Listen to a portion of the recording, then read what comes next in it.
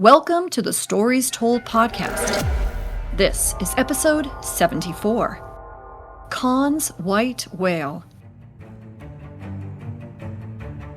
This is the Stories Told podcast. Two authors talking about stories in movies, TV, and of course, books. I'm Michael Grayford. I write action-adventure stories in fantasy and sci-fi worlds, sometimes for younger readers and sometimes for adults. And I try to always inject at least a little bit of humor. And I am author E.W. Barnes, and I write action-adventure, time travel novels, and space opera science fiction. Thousands of years, thousands of worlds. But be forewarned, beyond here, there will be spoilers. Are you ready for the adventure? Let's begin. Welcome back to the Stories Told podcast. I'm author E.W. Barnes, and with me is author Michael Grayford. And today we're climbing into the wayback machine to talk about the 1982 film, Star Trek: The Wrath of Khan. How you doing today, Mike? I am doing fantastic. How are you? I'm doing great, thank you. And what's new in your writing world? New in the writing world, plodding along on edits for Zara 2. Oh, I did an interview. Yeah? How'd that go? On another podcast, Trisha Copeland's Finding the Magic book podcast. Neat. We'll need to make sure we put a link in the show notes for that. So let's make sure I get the link for that. That's cool. I will give you the link, yes. Yeah, just talking about writing in general and the various stories that I've written focusing on Zara, the Golden Scarab of Balahar in particular, because that's the one book that's currently out that I've written. But yeah, it was a lot of fun being on our podcast and discussing writing. Let's see. Other than that, just still working on edits. How about you? What's going on in your writing world? Writing on Meridian, which is the third book in my space opera science fiction series, The Adventures of the Empyrean Guard. And I am 11% into the story. And it's a mess. No, it's a mess. It's a mess because lots and lots of those brackets, right? Check this. Need new word here, that kind of stuff. So I've actually been trying to also work on. I've been thinking about adding a glossary to these stories because there's a lot of moving parts. And so in order to add a glossary to the stories, I need to build the glossary. So I've been doing that, which will help me as I'm like, what phrase did I use to describe this particular thing? It will be there and easier for me to find. Right now it's kind of buried in notes, and that just needs to be a little bit more organized for me. So, and that's pretty much it. That's all I've really been working on is just stuff related to that series and trying to get the words in. Oh, yeah, that's great. Well, actually, I've also been working on my release strategy for this series. So my goal is to have the series release one right after the other, which means I have to have the stories done. I am not somebody who's comfortable saying, oh, yeah, I'm going to, set this deadline, put the pre-order up and have the book ready, because I just don't know what's going to happen from day to day. Sometimes life gets interesting and challenging. So I want to have the books finished before I put them up for pre-order. And so I've been thinking and sort of working on a release strategy with the goal to release them. Hopefully, fingers crossed, we'll see. Oh, my goodness. In January 2025, and then every month and through May. And kind of building up to that and introducing the series to folks on social media, folks on my newsletter group, with little interesting tidbits, like things I might pull from that glossary, describe elements that are in the universe. So that's something else I've been working on with this series, is sort of just this release strategy so that hopefully it's ready to go soon. Great. I think I'm nuts planning for January, but... Hey, you gotta set a goal. Exactly. So as a reminder to our listeners, you can read The Adventures of the Empyrean Guard as it's being written on Patreon. So this is the series I was just talking about that I'm hoping to release every 4 weeks in the new year. But if you want to take a look at it now, you can sign up at the Galactic Heroes level on Patreon and read what it looks like right now.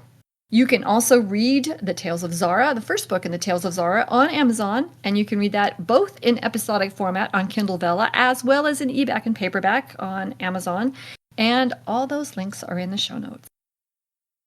So what interesting stories have you come across lately in books, movies, and television? Let's see. I've been watching the season 7 of Rick and Morty, which I don't know if you've seen that show. I've not, but I've heard of it. Yeah, the guy who did the voice, one of the creators of the show, and he also did the voices for Rick and Morty. There was some, I don't know exactly what happened, but he was arrested, and there's this whole scandal. So he was fired from the show. So they had to get new voice actors to do Rick and Morty. It's funny. But they do a pretty good job. I didn't even realize that it was different actors until like halfway through the episode. And I'm like, wait, it sounds like not quite the same person. But overall, it works pretty well. The writing is still very fun, still really out there. So I'm enjoying it. I'm probably halfway through season 7 of that. And then, yeah, that's what I've been watching. What's been going on in your reading and viewing world? Still reading the 4th book in the Stormlight Archive. Again, I've mentioned this before. I read it very slowly and then, read other stuff in the interim. And watching, obviously, the movie we were talking about today. I've also been watching episodes of Doctor Who, which we're going to talk about on the podcast in a few weeks. So watching a few episodes of those. I think that's it. I think we tried to watch, what was that? Dark Matter. And we didn't really like it that much, so we opted to not continue with that. That was actually not my decision. That was somebody else's decision. Yeah, I think I mentioned before when I talked about that, I had stopped watching it like 3 times, I think. Yeah. That's like the first episode, in my opinion, not well done. And it didn't get a whole lot better for me in the second episode. The third episode is where it started getting interesting. Like the end of the second episode and the third episode was like, okay, I see that they're moving forward with the story here and they're starting to introduce different concepts. But it started off really, really rough for me. Yeah. So, yeah, it was just sort of, and we may try to go back to it at a later date, but right now we were just like, just not that into this. Yeah, I mean, if you're interested in it, I'd almost just read a summary of episodes 1 and 2 and just start with episode 3. Okay. The other thing that has come up in our household is my offspring watched Starship Troopers. Oh, the original? And said it was enjoyable, which I have to say I've never seen. So maybe we should. You never saw it? No, I never saw it. Oh my gosh, it's classic. Or maybe we should put it on our podcast calendar. It's a very fun, over-the-top movie. It's not going to win any awards. It's not the best acting, not the best writing necessarily, but it's sort of it's a satire. It's done by Paul Verhoeven, the guy who did Total Recall and RoboCop. So that kind of gives you a sense of like the style, especially RoboCop. It's more probably similar to that, but it's a fun watch. The effects for the time were amazing. I haven't seen it since it came out, I think. Okay. Well, let's think about whether we want to put that on our podcast calendar. All right. Yeah, we can throw that on there. Are you ready to talk about Wrath of Khan? I am. Let's go for it.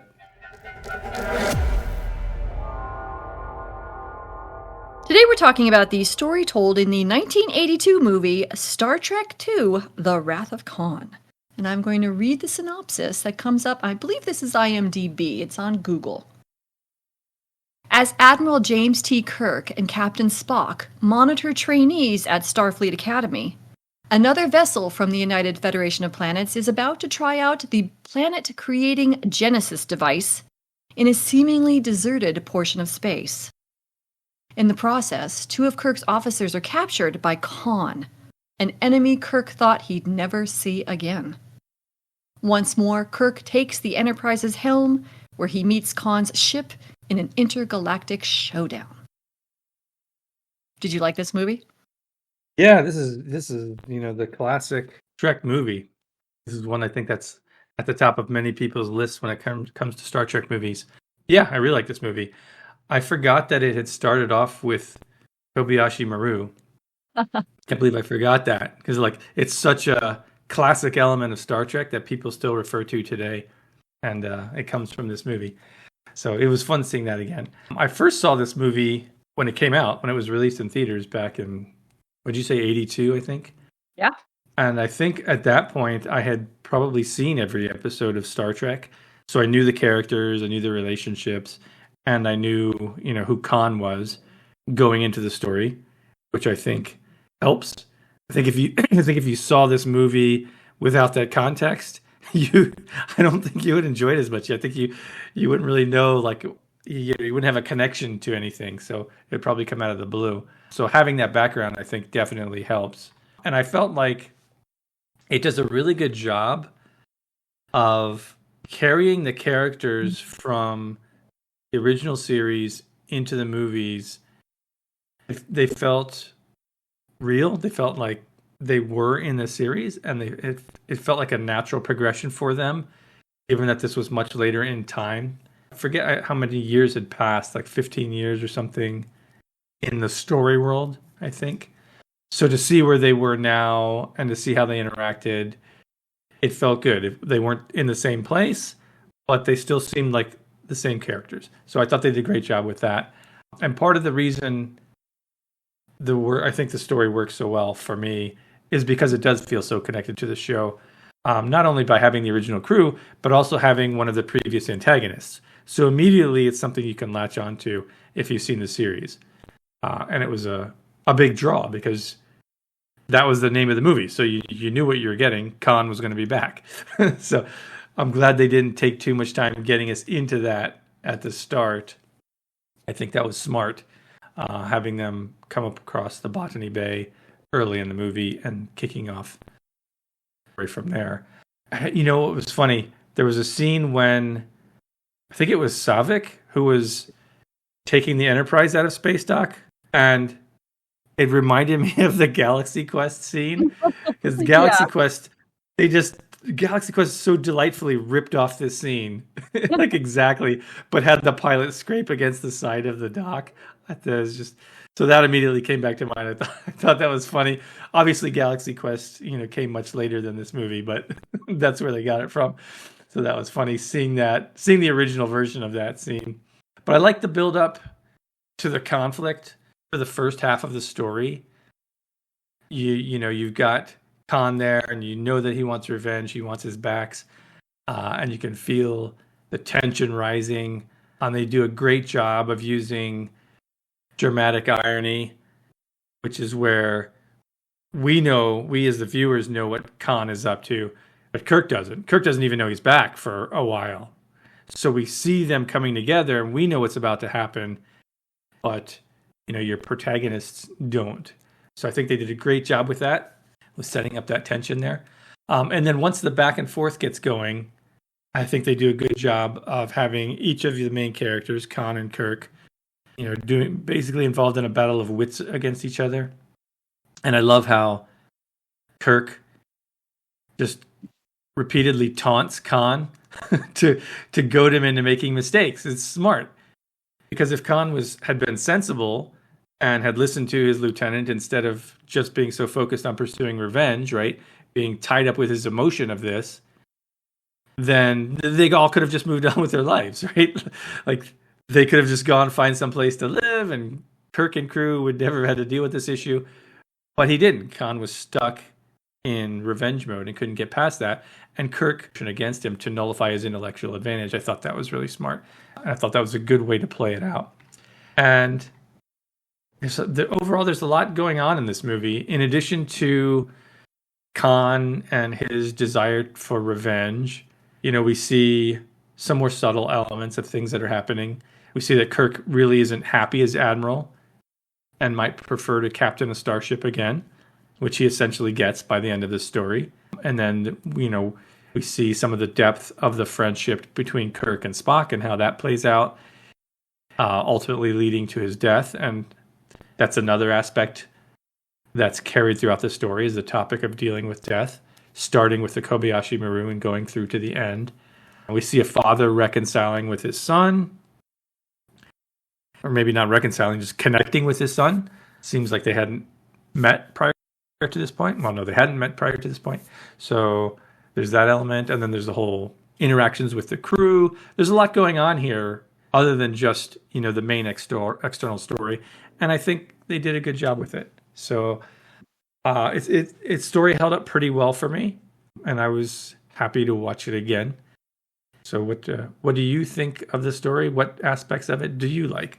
I agree. I think this is a very good story. This is one of those stories that we appreciate, which is very tight and very strong. It has wonderful setups and wonderful payoffs. Very little exists in the story that doesn't have a purpose.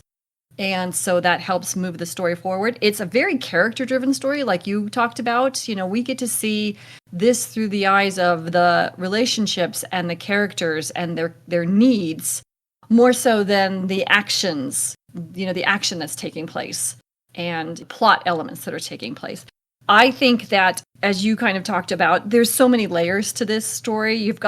There's the character arc and the action arc, and then there's the contrasts, like you talked about, where you've got Khan, who is so driven by revenge. His issue is revenge. And that's it. And he's sort of almost blindered to anything else but his revenge. Kirk's issue is his age and his feeling of no longer having a purpose and no longer having the meaningful life that he wanted to have when he was captain of the Enterprise.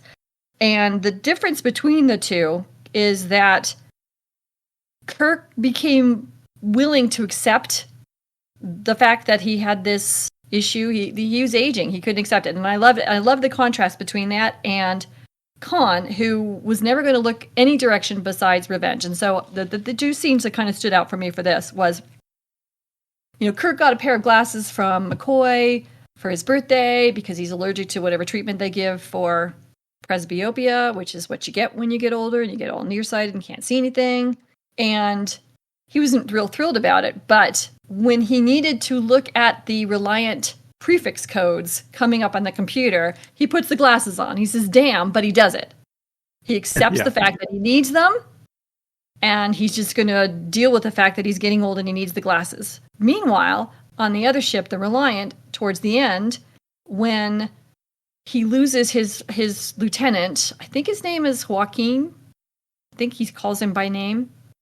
Yeah, Joachim or something he pronounced that. Yeah, and he gathers him up in his arms and says, I will avenge you. Not learning from the fact that he just lost another person very important to him because of his seeking of vengeance, and not seeing the lesson that comes from that loss. He just keeps going. The contrast between these two characters, one is willing to learn and accept the things that they don't like, the other one is not, is fascinating. And that's just one of many layers we've got here. We've got the layers of the trainees and them trying to figure out how to function on a starship. And when they're attacked by the Reliant, I think it was wonderful how they showed all these trainees in shock. And the one who dies, Scotty says he stayed at his post while the trainees ran. So we've got these trainees who in the background are learning some important lessons too. I think it's terrific. There's so many layers here. And I agree. The original episode was called Space Siege, and I think this was a wonderful gift to the fans of the series. To say, we know you loved this series. Here's a continuation of one of those stories. I think that was a huge gift to the fans. They could have come up with a brand new story, like the V'ger story. Brand new, had nothing to do with anything that had come before. But instead they said, the fans love the original series. Let's give them something from that directly ties back to that and move forward. I thought that was a brilliant move on their part to really acknowledge those people who had stuck around and made this movie possible. Yeah, that's true. I think that was a very, very smart decision coming after the first one, right? Star Trek: The Motion Picture, which I thought the Star Trek, the original, the motion picture story was good. It was a bit drawn out, didn't have quite the pacing that this one does. I think this was a great entry into the series because of what you said. It's You're giving us, some of the classic Trek. You're pumping up the action a bit, but there's still a good story underneath. And they crammed a lot into this. Yeah. We both mentioned a lot of the sort of background elements that are going on with the characters, and they felt very natural. I think it was a great script. I think they did a really good job with it. I agree. So is there anything you might have changed as a writer in this great script? Yeah, there was a couple things I noticed that stood out to me watching it this time. One of the big things was I don't buy that the initial setup of Chekhov going to that star system and not remembering that that's where they marooned Khan and not realizing that there's a planet missing from the star system. Like, that didn't really seem too believable to me. Neither of those aspects seemed believable to me. I think it would have made more sense for it to have been somebody else there if they were going to use this setup. Someone who had no connection to Khan would have no reason to think that there was somebody on that planet. And, you could have had some other apocalypse befall the planet, like a meteor impact or something. So there's not a whole planet missing from the star system. I mean, they specifically went to planet number 6, so they thought, but it was actually planet number 5. It's like, how you could possibly miss that in that day and age of space exploration is just not believable to me. So I think tweaking that, I mean, obviously they wanted to have one of the original characters from the crew go there and be surprised. And you have that classic moment where Chekhov realizes Botany Bay and then it hits him. I do love that moment, but that whole setup wasn't really believable to me watching this again.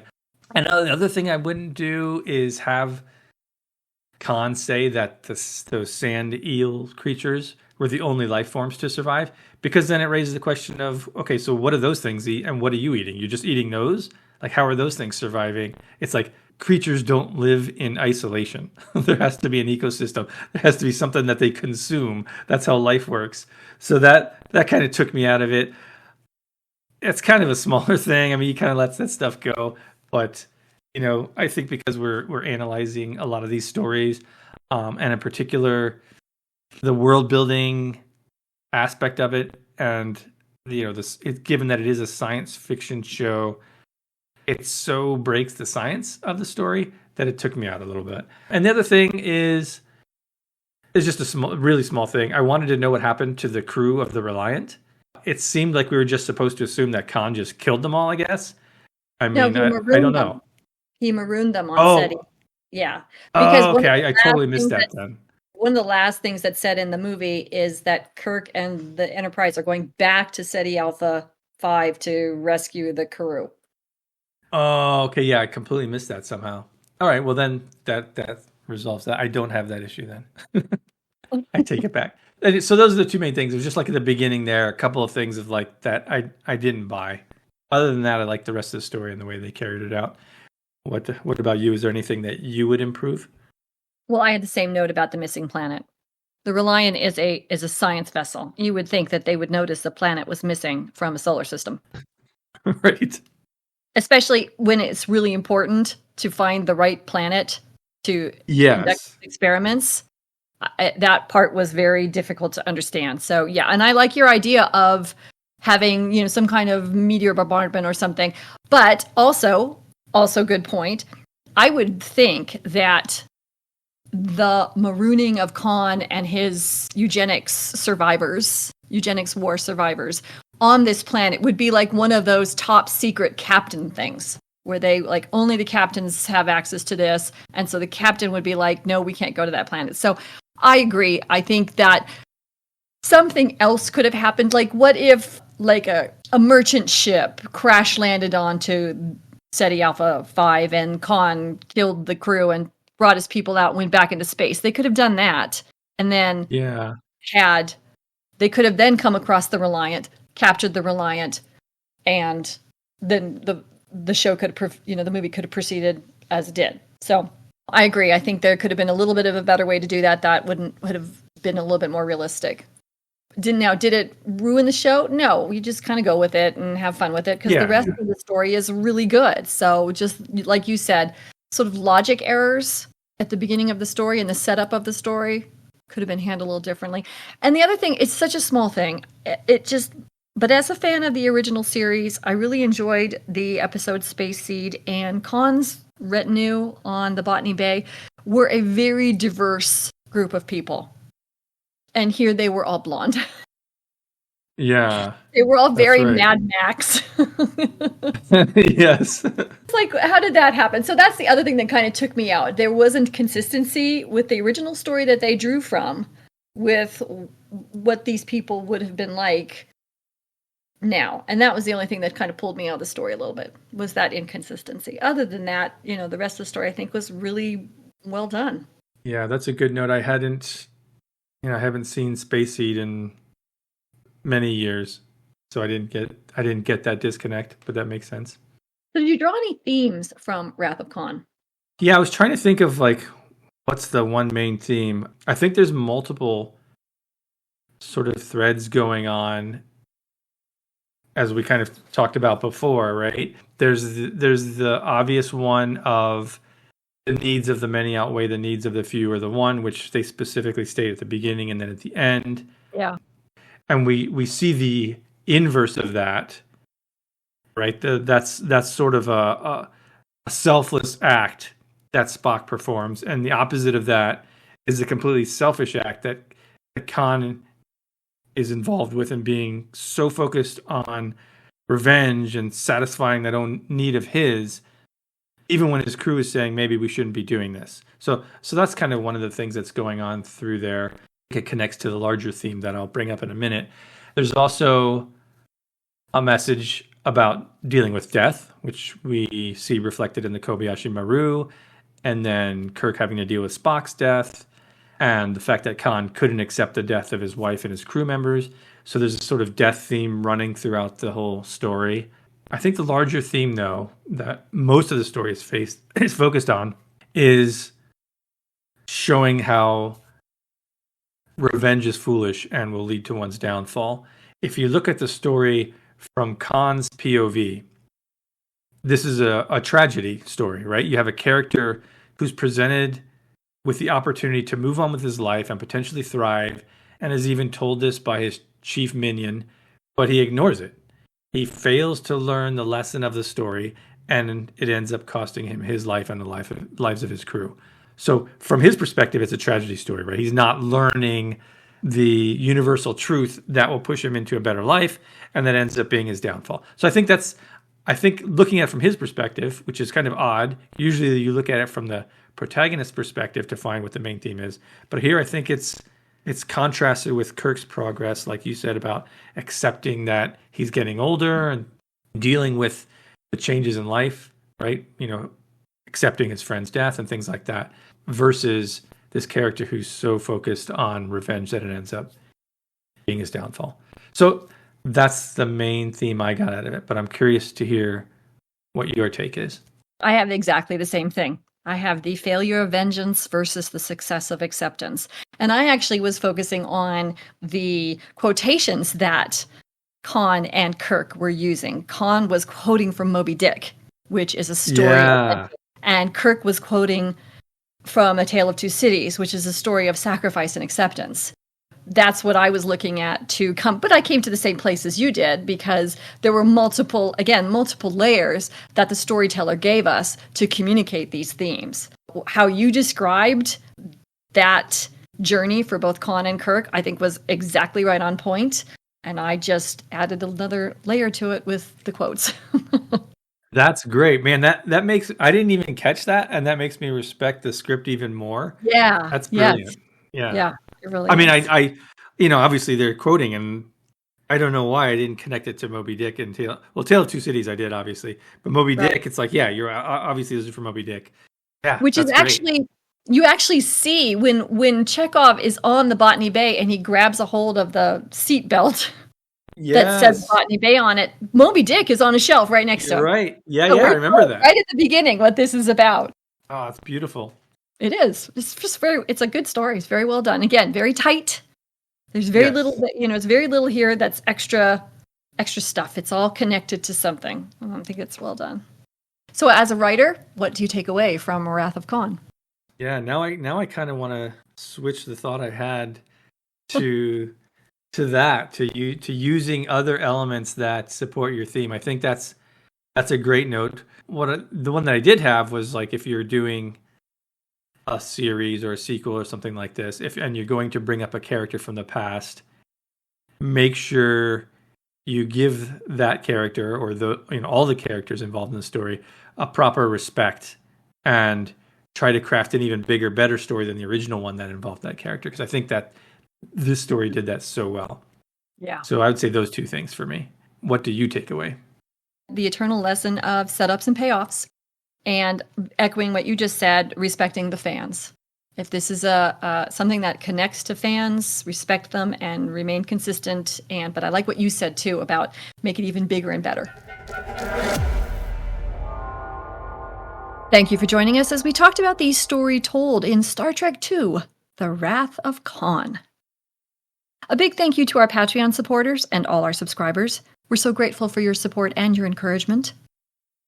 The Stories Told podcast is available on multiple podcast platforms, and we thank you for liking and subscribing or following, depending on where you're listening. It may not be a big deal to you, but it means a lot to us.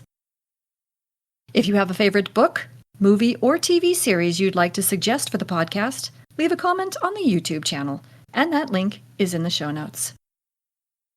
You can find Michael Grayford at michaelgrayford.com and E.W. Barnes at 1000years.com, and those links are also in the show notes. Join us next time as we discuss the story told in Men in Black. Thanks so much, Mike. This was a lot of fun. Yeah, thank you. It's always a treat to go in the Wayback Machine. Agreed. And we'll see you next time on the Stories Told podcast.